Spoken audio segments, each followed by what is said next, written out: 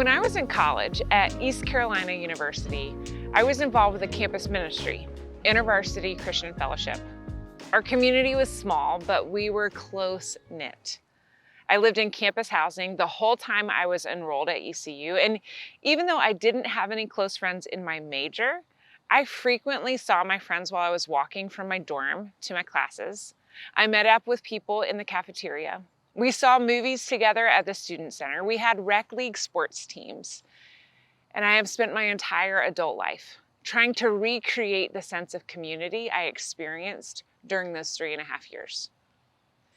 It would be easy to look at those years and write them off. After all, they were probably the years where the ratio between freedom and adult responsibilities were the highest in my favor. I had all the freedom of an adult with very little real responsibility. I had a part-time job, sure. I had classes, sure, but I wasn't paying rent or buying groceries or worrying about things like insurance. Maybe that's why those years felt so sweet. Well, I'm sure that's one reason. But I also think that there was something else about those years that made them so special. I lived in a walkable community with about 15,000 people. And then I was part of a smaller community of people who shared some similar values. Last week, we talked about our social network.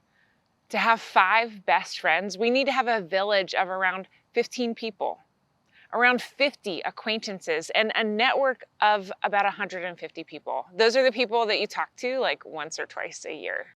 My village came from InterVarsity. My acquaintances and network, they came from InterVarsity and from other college peers. I had 5 close friends. I felt known, seen, accepted, loved, challenged in those years. There were hard moments for sure, and I can look back and see some places of my own immaturity that caused harm. But there was something unique about those years that I have been trying to recover ever since.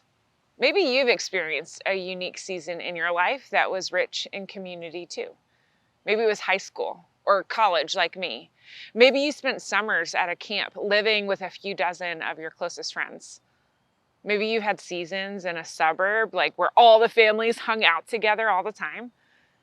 Maybe your family goes to a cabin every year and you feel a renewed sense of connection that sustains you over the following months. Let's take a minute and chat about that. Put it in the chat. Have you ever experienced a unique season of community? Yes or no? Talk about it.